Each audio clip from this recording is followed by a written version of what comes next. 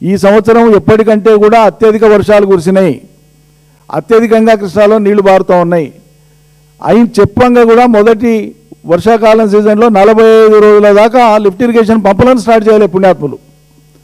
ఇక్కడే press meet పెట్టి చెప్పినాం, జిల్లాలో చెప్పినాం, రైతులు మాట్లాడినరు, అడిగినరు, డిమాండ్ చేసిండ్రు.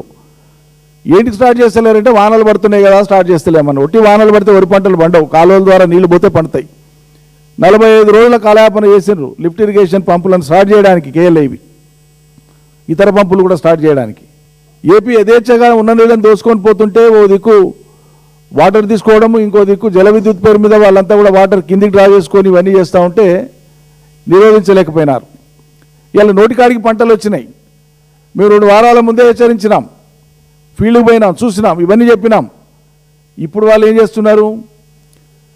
నిలువరించవలసినటువంటి ఏపీని నిలువరించకుండా, నీళ్లు తీసుకుపోయేటప్పుడు అడ్డుపడకుండా, కేఆర్ఎంపీ దగ్గర పాత్ర పోషించాల్సింది పోషించకుండా, కేంద్రానికి అపెక్స్ కౌన్సిల్కు లెటర్ రాయకుండా, ముఖ్యమంత్రి చేయాల్సిన ఏ పనులు ఏవి చేయకుండా నీళ్ళన్నీ పోయి ఇప్పుడు పంటలు ఎండిపోయేటువంటి దశ వచ్చినాక ఇప్పుడు ఫేస్ సేవింగ్ కోసం ఇలా శ్రీశైలం ప్రాజెక్టు కాడికంటే ఎమ్మెల్యేలను వెంబడి తీసుకొని పోతారట. ఏం చేస్తారట? అది కూడా మీరు పోయేది ఆంధ్ర ప్రాంతానికి పోతారు, అవతల ప్రాంతానికి పోతుండ్రా?